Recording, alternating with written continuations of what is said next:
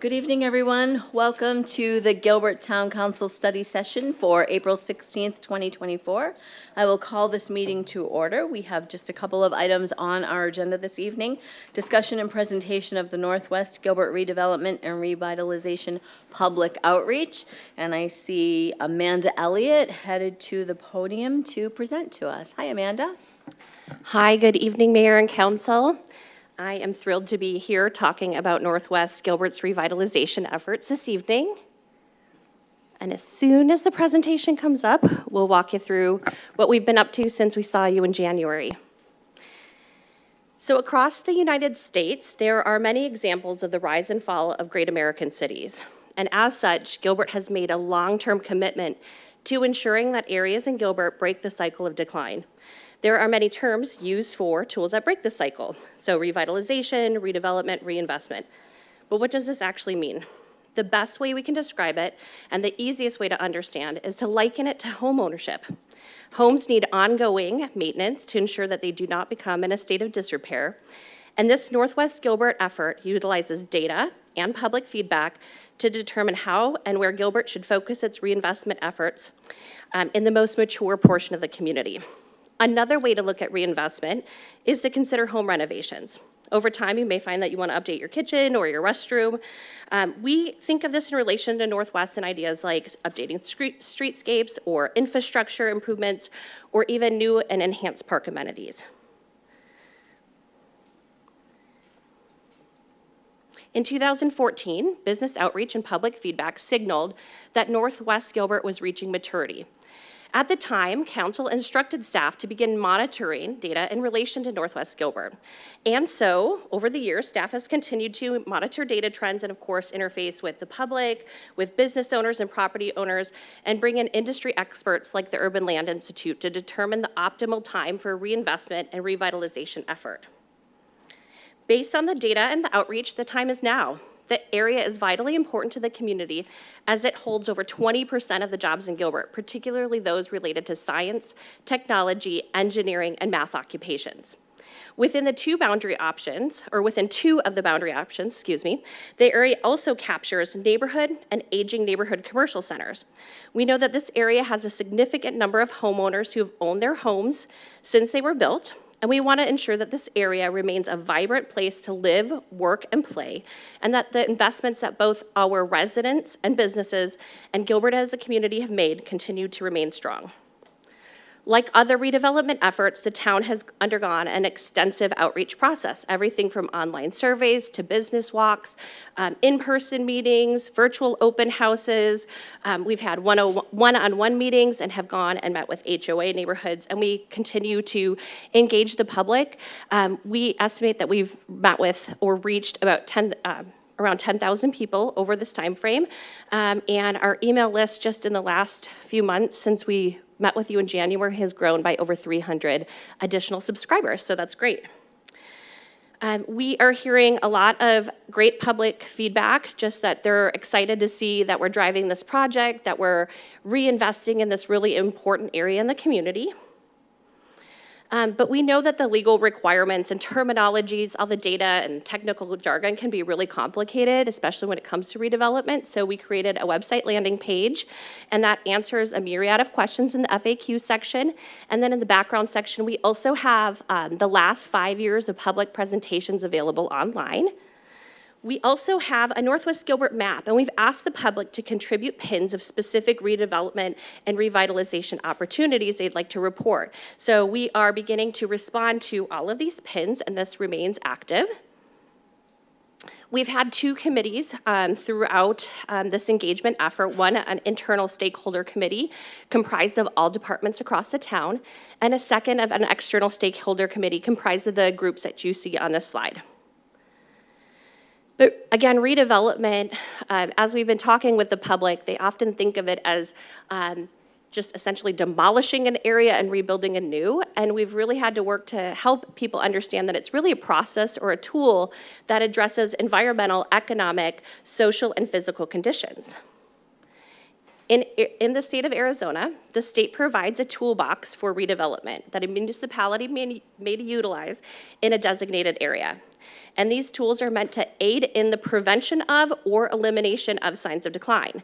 The statute allows for access to this toolbox for a period of 10 years, so long as the community has a community-driven plan for reinvestment in place. So right now, we are in that defining where we want to focus our efforts portion, or defining that boundary. And the best way to look at this is to say, first, do we agree that this area needs reinvestment? And if yes, where are we going to focus that reinvestment? I know that we are all really excited to talk about the goals and the strategies and the tools that we can tap into, and that comes later after the adoption of the area. So our hope would be that if we move forward with a boundary in this fiscal year, we can come forth to begin creating those strategies and those goals with the community this fall. We also like to share, what is redevelopment and what is it not? Redevelopment's really one of the most effective ways to breathe new life into an area that has signs of social, physical, environmental, or economic conditions that lead to decline. And so you can see here it does a lot of things. It enhances quality of life, it provides flexibility, allows us to access more tools, creates equitability for mature areas, meaning that this area that may feel as if it's forgotten, as we look at some of the comments from our public outreach, receives a fresh look at it. It helps us prioritize our capital improvement projects, increases property values, engages property owners, but I really want to focus on what it will not do, because this has been the biggest question.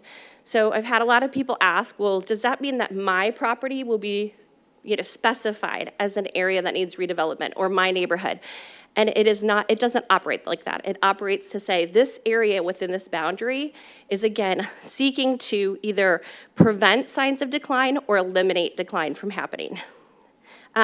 Finally, the other item that most people have asked about is instituting zoning change. We know that the community is hyper-focused and concerned about multifamily zoning, and we have shared with them that regardless of if you're in a redevelopment area or not, private property owners have the ability to come forward and seek a rezoning through the town of Gilbert's already established process. We have an example of a redevelopment area already in Gilbert. So the Downtown Heritage District, which is our original town site, acts as an entertainment district and the community's living room. It is a designated redevelopment area, and based on its designation, we've seen a community-driven vision, a commitment to character that ensures downtown feels authentically Gilbert. We've seen a reduction in neglect. We've seen increased reinvestment, increased property values, whereby the properties in downtown are surpassing their full cash value per acre, surpass the properties within a 5-minute drive time of downtown. And we've also seen increased sales tax revenue generation. And so for the public, that's really important because it helps offset service costs like our police, our fire, and our parks. But I want to be clear that what's been the focus in the Heritage District as an entertainment district and as the community living room and the community's downtown is not the same focus for Northwest. Northwest is its own unique area.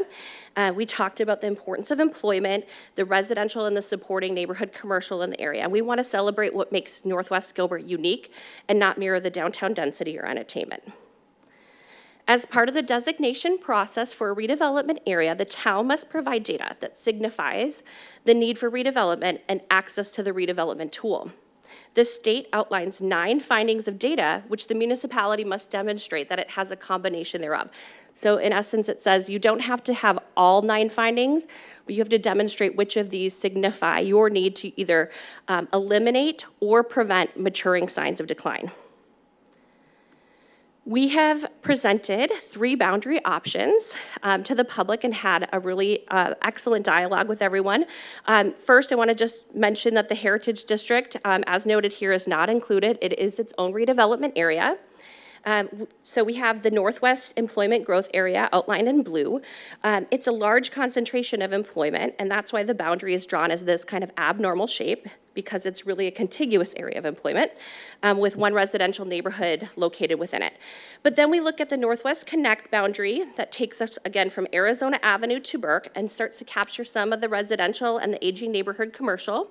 And then we look at the most mature portion of, most mature properties in Gilbert, so the Lindsay boundary, again, from Arizona Avenue to Lindsay, and those options assist even more property owners in revitalizing and reinvesting in their property. We asked the public, where would you like us to focus our efforts? And 33% said the Northwest employment area, 48% said Connect, and 19% said Lindsay.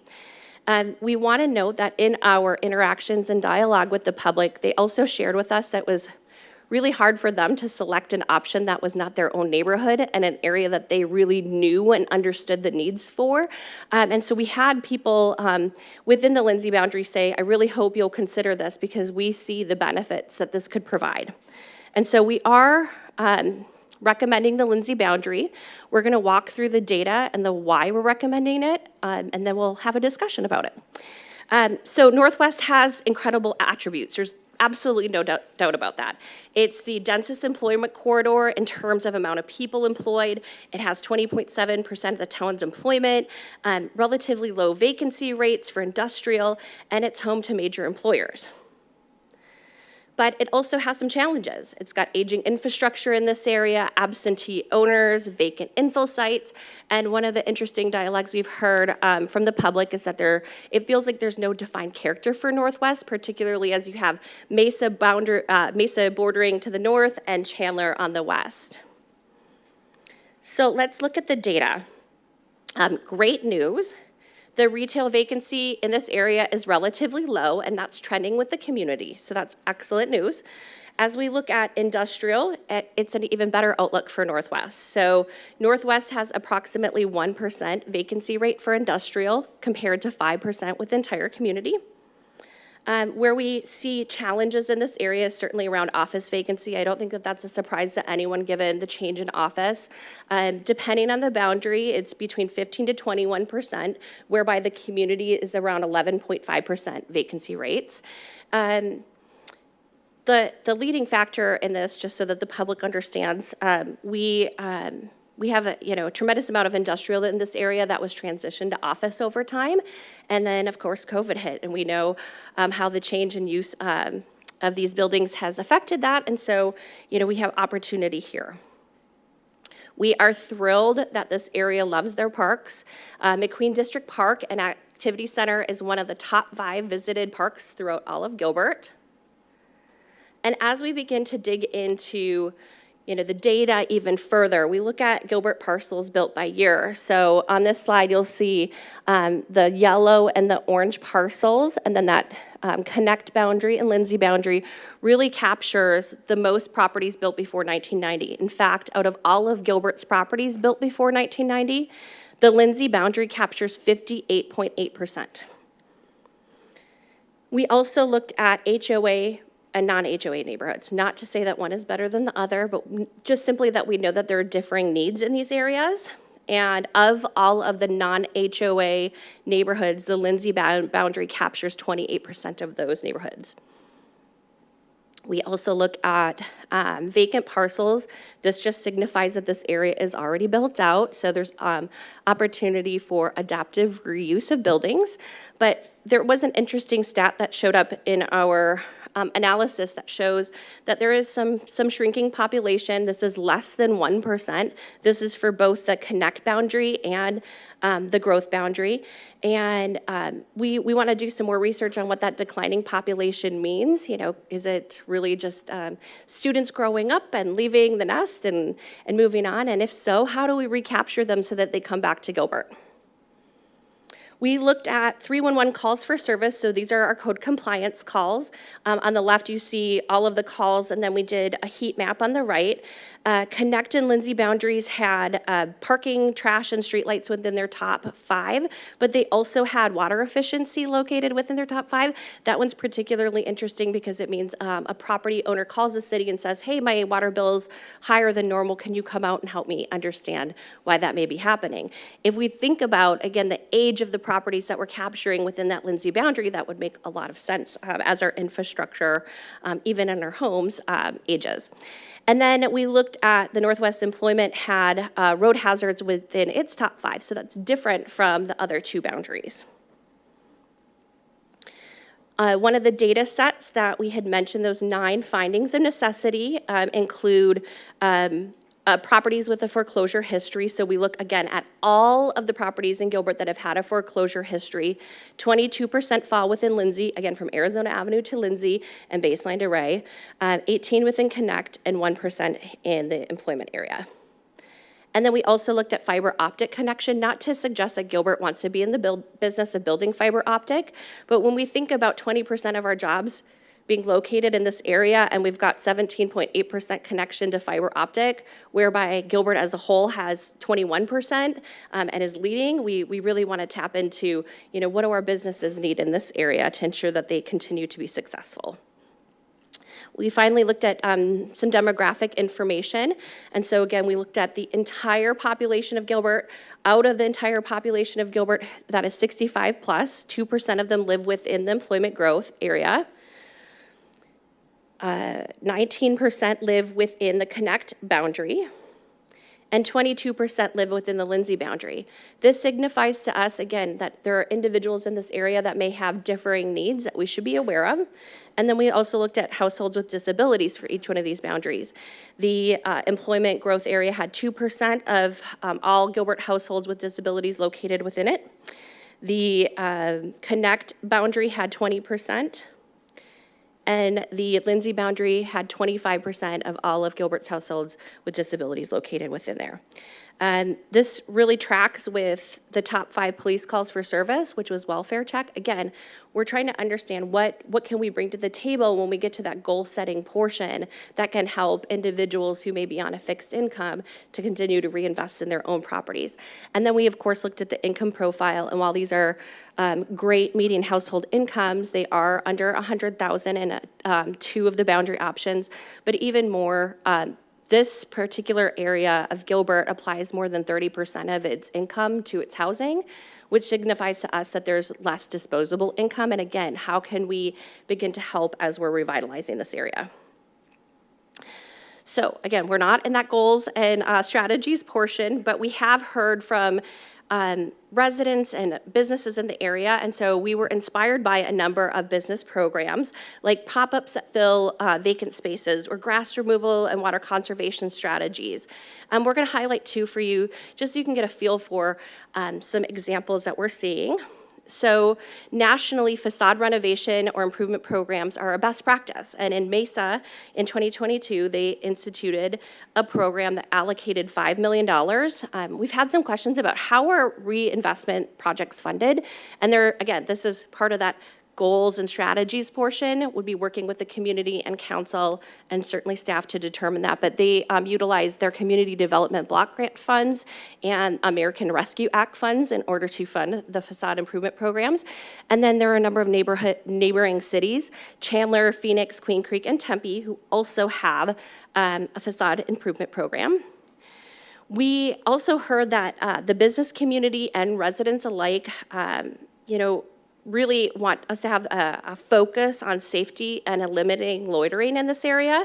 And Arvada, Colorado instituted a crime and safety program that assists property owners in adding things like security enhancements, so like lighting or closed circuit cameras, in an effort to minimize that trespassing and loitering.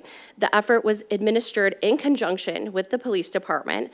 They set aside $3 million from their federal pandemic relief funds, but require that any investment in this has to be a matching fund from the private property owner. So again, not to suggest that those are the things that we're going to do, but things that we're inspired by. And like business programs, we've been inspired by a number of potential residential programs as well. In hearing from the community, Lori DiOrio and our code compliance team posed the idea for a community tool shed program. And purchasing tools for a home or yard improvement can be costly to an individual, but low cost to a city. And this could be potentially funded from something like general funds that would provide tools for neighbors seeking to complete landscaping or home repairs. They'd be able to rent out this tool shed. Neighboring cities that already have this in place include Chandler, Mesa, Phoenix, Scottsdale, and Tempe.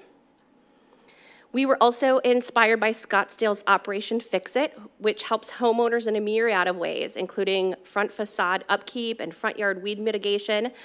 This program is fully funded by financial and in-kind donations. So again, we can see that there's a trend and an opportunity to really diversify our funding source. And then the purpose, again, is not to suggest that we're in the stage of developing goals and strategies now. We do have significant public feedback that allows us to work with the public to examine these opportunities, determine funding sources, and then identify which tools from the redevelopment toolbox, like public-private partnerships, may help us and assist in achieving those goals. So where are we in the process? We saw you all in January, and you gave us the go-ahead to begin interacting with the public to seek their feedback on a boundary. And we are providing a boundary recommendation. Again, just hearing from the public, we are, and looking at the data trend. We're recommending the Lindsay boundary. And we're recommending this because it does not split neighborhoods. The Lindsay boundary is only 18% of the total planning land area, but it captures nearly 30% of Gilbert's non-HOA neighborhoods. It addresses nearly 60% of Gilbert's aging properties, 40+ years old. We heard one of the #1 requests was walkability and bikeability, and this area provides that opportunity for more connectivity as you look at the power line trail and the canal. It reaches the greatest number of individuals on a fixed income with tools and services and provides the most opportunities to solve for calls for service. So with that, as I mentioned, we're recommending Lindsay and look forward to your thoughts and having a dialogue here with you. Thank you, Amanda. Great presentation. We appreciate all the work you've put into this, and I especially appreciate your enthusiasm. I know this has been a long time coming, and I had some conversations with residents at that last open house that said, well, you keep saying it's been 10 years, but we started, we stopped, we started, we stopped, we started. So this hasn't been going on for a solid 10-year period. Any questions, comments for Amanda at this time? Councilmember Tilke? Thank you, Mayor. Great job, Amanda. Thank you for the presentation and for all the hard work you and your department have put into meeting our residents where they are. And we've given so many opportunities to get back, and we'll continue to do that. I think that was my main message. I am supportive of the Lindsay boundary, so I'll just leave it at that for now. Thank you, Mayor. Any other comments? Councilmember Buckley. I just wanted to say I'm obviously very supportive of adding the Lindsay boundary as well, and I am extremely excited about this revitalization for this community. I mean, this whole area. So I'm definitely in support. Councilmember Kaprowski. Thank you, Amanda. I also support the Lindsay boundary for the Northwest revitalization, and just wanted to indicate that from the town's purview, the streetscape and building that into our CIP projects, I think, is going to be an important element to make sure that we're also doing our part in enhancing that area, maintaining it. And I believe we already do have some of that incorporated into the Guadalupe Road project and upcoming for the McQueen and Elliott intersection project. So just want to make sure that we keep that momentum going and making sure that we are doing our part to invest in that area of town as well. Thank you. Councilmember Torgerson. I just want to say thanks, because being read into this about 10 years ago as you started the project, and to see it grow is great. But I would love for you to explain to some people why Lindsay ends up being a preferred boundary because of the neighborhoods and things like that. I think that's important for some people, because this this is the biggest investment most people have in their lives, and it's something important. And the last meeting was great. I mean, the turnout was fantastic. I was stunned. And maybe if we can continue that a little bit, because it's so important to so many people, and they'll be able to capitalize on this for themselves as well as for the community. So if we can give a little explanation as to why the Lindsay boundary is showing as a preferable boundary, would be great. Thank you, Mayor, Councilmember Torgerson. One question for clarification. Would you like me to go back to our reasons tonight, or would you like this to be, as we continue to do some online engagement and promotion that we... Probably in the future, because Okay. Yes, thank you very much. Thank you.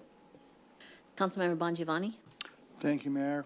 Great presentation. I know you guys, I don't want to use a pun, but dug in deep and did a lot of work on this. And this was kind of my first, I wasn't involved 10 years of this, but I was really impressed with what you and your team have come up with so far.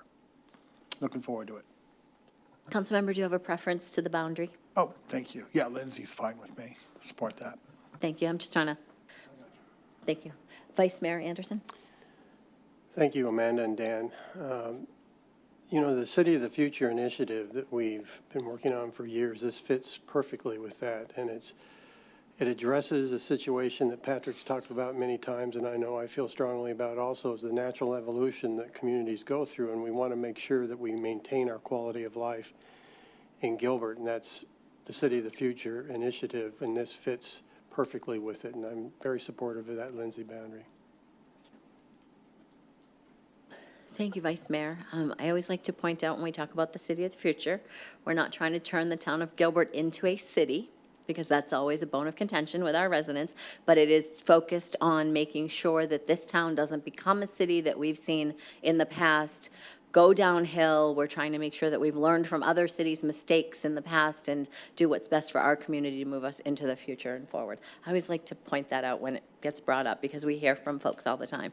I'm really in favor of the Lindsay boundary too. And Amanda, we met recently, and I like the idea of the Lindsay boundary for several reasons, but most of all because it is the cleanest boundary that we look at when we're looking at all three choices. And it's so easy for me to say baseline to Ray, Arizona to Lindsay, right? The only point that Lindsay even has a tiny curve is actually still Lindsay Road up to baseline. And so I really appreciate that. I think it's going to be much easier and cleaner for the future. And I love the things that you're pointing out with when you're doing these surveys of the property, you're looking at all properties. You're including commercial properties and family residential properties and everything included when you're doing all of the statistical data that you're including into this. So the only question that I had for you the other day was, and I don't know that we need to work it out today, but Lindsay, on the east side of Lindsay, there are a few homes that face the road, and they're single-family homes. I don't believe they're part of neighborhoods,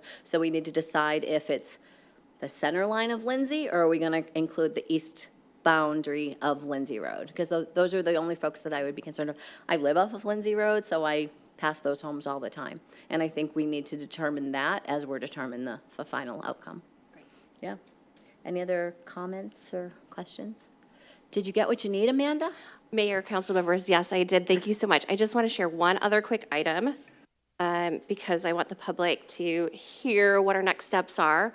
So post-study session, we will be sending out an email seeking feedback. Of course, this is our opportunity to dialogue, but if there are thoughts or ideas that the public has post this meeting, we would love to hear them. And so there'll be an online feedback form, both on our landing page, gilbertaz.gov/NW Gilbert, and then for those on the email list. And then our hope is to be before you in June for the boundary adoption, and then back with the public to start really digging into those goals and strategies in the fall, August and September timeframe.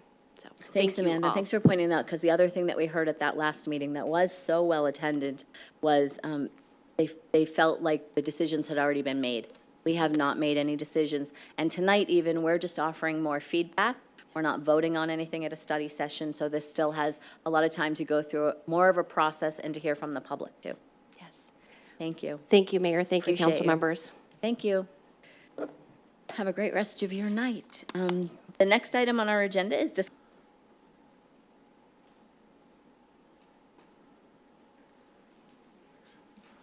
All right. Good evening, Mayor and Council. Robert Carmona, Parks and Recreation Director.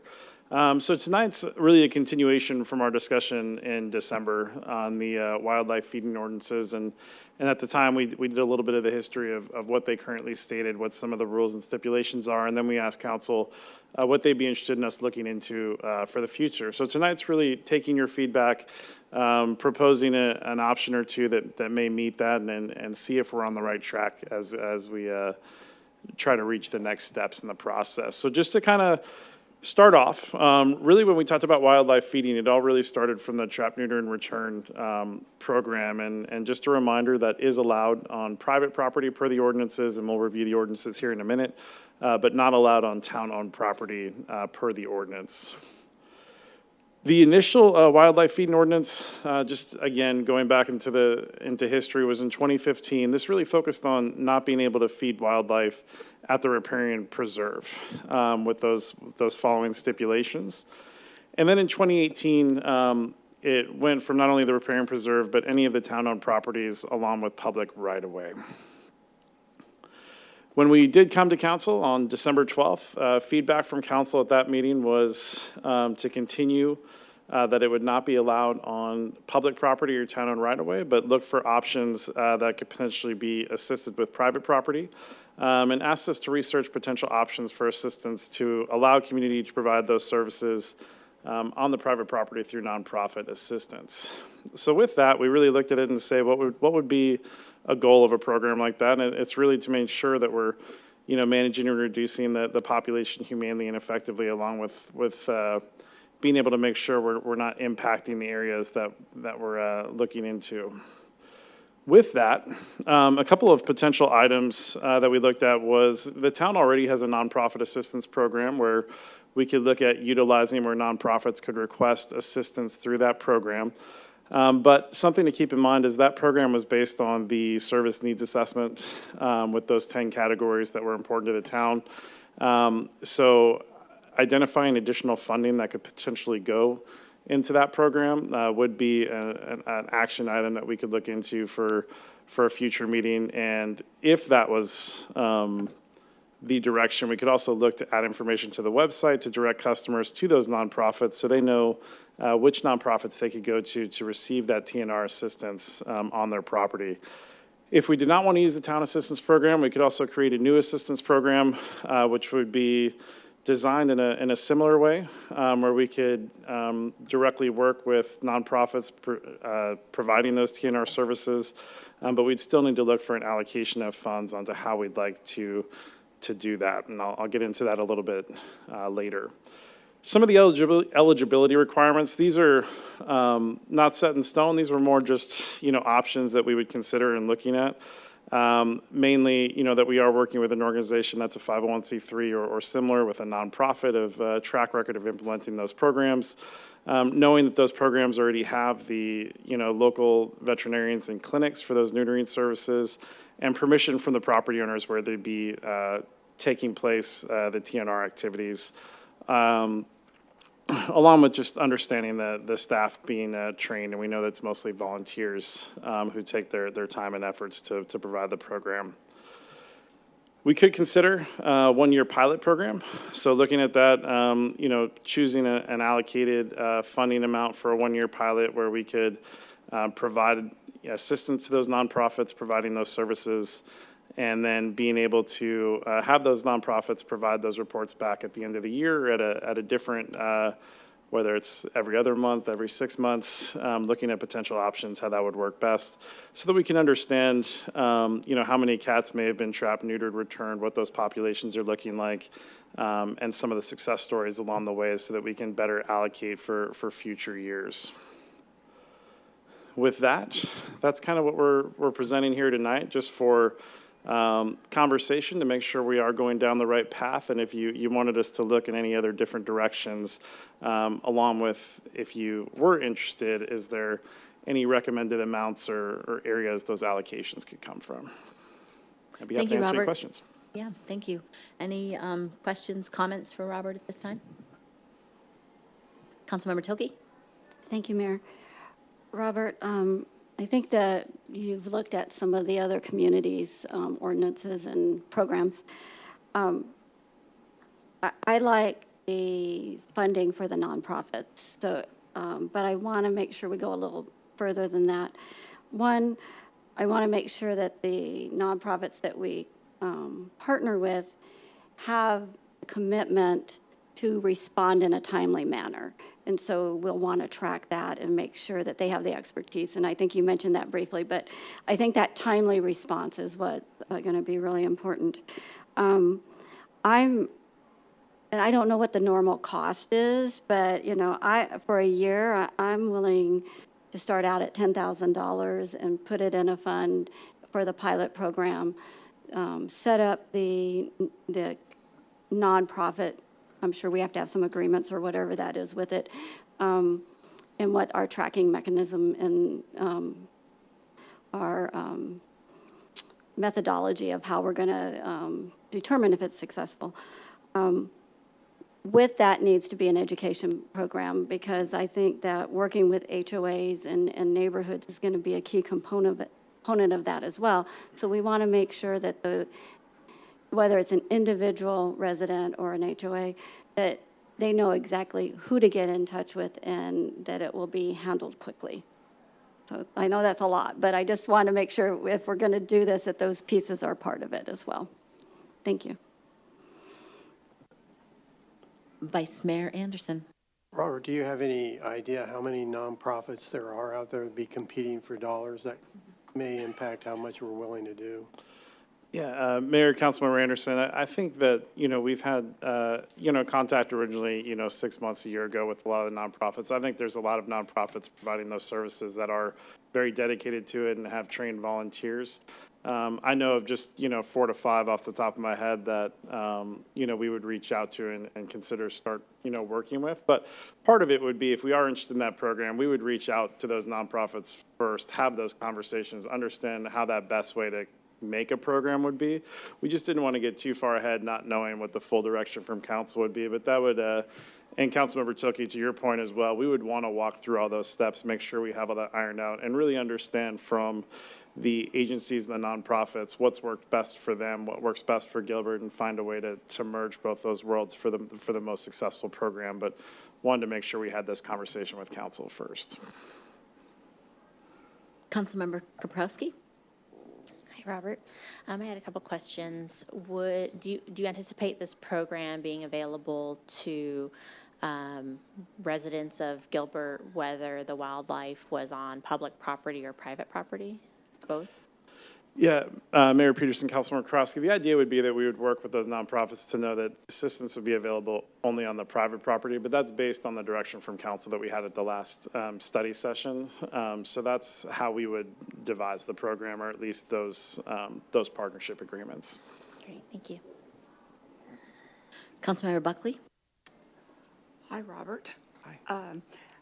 I only have one question, and that is, who will be taking the reports? In other words, who's going to administer this? Will you assign someone? Will that be your department or? Yeah, that's a great question. So I don't think we've ironed that part particularly out yet, but my department would probably take the lead in sort of setting up the program, work with the manager's office and the other departments in town to figure out where that best long-term fit is and what makes the most sense for community members and nonprofits to work with. So while I don't have exactly the process or who would run it, I would know that we'd follow this sort of same game plan and help get it to a point where we feel it could move forward as an official program. Okay, and the funds that the town will put in there, if, let's say, the 10,000 that Councilmember Tilkey suggested, who will be looking at that budget and where those funds go? And yes, no, we'll have to work with the team on that. Obviously, I know the budget is a process that's already happening right now, and a lot of conversations are taking place. So we'd have to work as a team and with our budget office and executive team to find out what makes the most sense. Unfortunately, the timing of bringing this back with some of the other study sessions recently couldn't quite line up, so we're push back a little bit, but we would work with the teams to see if there's any reasonable options, understanding where council's preference and that allocation dollar amount would be. okay, thank you. No problem. Councilmember Bongiovanni. Thank you, Mayor. Robert, I like the ideas that everyone has said so far and the suggestions, but I need to come back to square zero again. Does the town know how much of a problem this is? Do we have counts, estimations? Yeah, Mayor Peterson, Councilmember Bongiovanni, we do not track that as a town or as a department into colonies or numbers. Okay. I mean, if we commit to any dollar amount, it's hard to do that without having some data.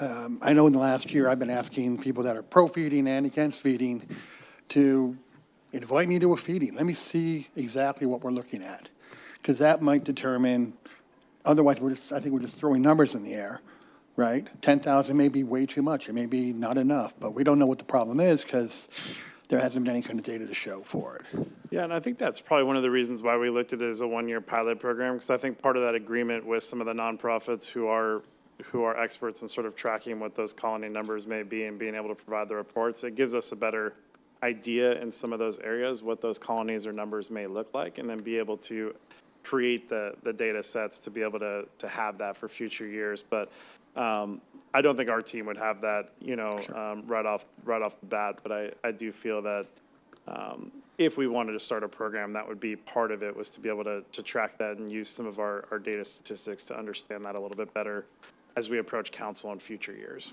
Okay, thank you. Councilmember Buckley? You answered most of what I was going to ask, but and you said we're not tracking anything, but I know there are groups out there that are trying to do the best they can. Is there any certain area, or have you guys fielded phone calls from certain areas more so than others? Yeah, Councilmember, I think that's a great question. So typically Parks and Recreation probably doesn't field those calls directly when it comes to HOAs or private areas, or it's not a call we regularly receive in relation to any of our parks or facilities. But knowing that, I think when we would start those conversations, we have heard from the community previously that there are certain areas that may be, worse than others. Like I said, I don't have all the locations mapped out, but that they've expressed interest in before. It just hasn't been something that we typically track in our business, but I do think that when we start working with them, we would understand where those areas are. And I think through an assistance program, that may be able to track that better for future years and understand where some of those zones may be. And I think if the community and the HOAs, and if we have an education program, they would be requesting those services with those nonprofits directly to kind of understand the needs based in some of those areas. Okay, so you you don't particularly know any areas, or have you discussed maybe with some of the groups how many they have, taken in and taken care of and brought back, or just nothing? I think we don't particularly have those numbers or track those areas, but I know once we start talking to the nonprofits more, if that's of interest to have that data, we would have those conversations and be able to provide those, because I do know that that's something that the groups track and keep record of. Okay. Thank you. Councilmember Tilke? Thanks, Mayor. I agree with the comments from Councilmember Bongiovanni. I think my intent was maybe not to exceed a certain amount as we go through the pilot program. By putting a number out there, it would eliminate the need for them to come back every month or so and ask us for permission to give money out. And so I think that's where I was going with. And that may be too much or too little, but I think if we could at least agree on an amount to start. If it's not enough, they could come back partway through the program as they collect all the data. And I think at this point, just giving direction. Robert, if we give direction to move forward on the comments that were made tonight, do you feel that by reaching out to the nonprofits, you might have a better idea of that number when you actually bring it back for approval? Or is it better to have not to exceed an amount for you to work at from the beginning? Yeah, Mayor and Council, I really feel like you know, the goal is really to take in the information, understand some of the direction and feedback. And I think the comments that you've provided for us and some of the things you'd be looking for and some of the results and data sets and how you'd like to see that done, we can use that to make more of an official program and have that lined out a little clearer. We just didn't want to jump too far ahead. In terms of a number, you know, I think that's a reasonable number to start out with to and not to exceed in a pilot program. But with that being said, I think that would be good for tonight. But we will start having those conversations with the groups and make sure to share a little more detail and make sure that's an appropriate amount. But we would formulate a much more succinct, you know, lined out program before it began. Vice Mayor?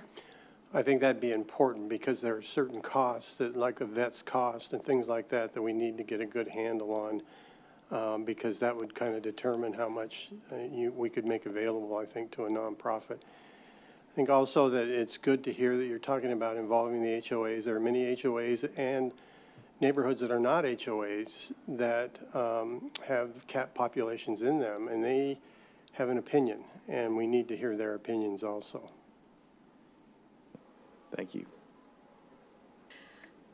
Thanks for all the comments, Robert. I think it's important to have a number out there so that we have an expectation and to allow you as staff to have an expectation to work with. I was looking at this from a perspective of Parks and Rec not having to run a program, but maybe we do it the way we do with our other nonprofits and have a couple of groups apply to the town, like Melanie handles for us every single year. So you have a couple of nonprofits apply to the town. We choose those nonprofits to work strictly with Gilbert residents on these issues, and then they keep track of all of the TNRs they're seeing, everything that they're seeing throughout the year as part of this pilot program. I really want to try and take this out of Parks' hands and not make this a situation where you're having to allocate to individual HOAs or to individual residents or to an individual group. I think it's important to maybe make it a little bit more succinct. I think it would be easier for you, and I think it would be easier to track. Yeah, Mayor, I think that's a great comment. I think that was our overall intention and goal, is that assistance program would go directly to the nonprofits, and then we would educate the community on how to reach out to those nonprofits and establish those relationships. And I think from how the town runs it, we'll work as a team and with the executive team and management to understand, you know, what that best process moving forward. But I think that's very helpful to understand from council, and we appreciate that. I don't want to reinvent the wheel. Like, Yes. we're already doing a process like this. Let's maybe use the same process for a different topic, right? That's what I was thinking. Add it to those topics. Yeah. Yeah, add it to those topics, exactly. Because we do this for the Heritage Center. We do it with House of Refuge. We do it with Ascend. We already do this with nonprofits for other topics for our residents. To me, it's the same thing. These are our residents looking for assistance with a specific topic. But I don't want Parks and Rec to have to be the ones constantly working on this. That would take a load off your group, put a load on your group, and I already know that you're overloaded with parks.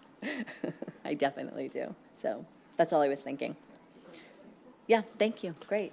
Thank you, Robert. Thank you, Mayor and Council. We appreciate the feedback tonight. Appreciate the presentation and look forward to hearing what you come back with. That concludes our 2 topics for our study session for this evening. So I will go ahead and adjourn this meeting.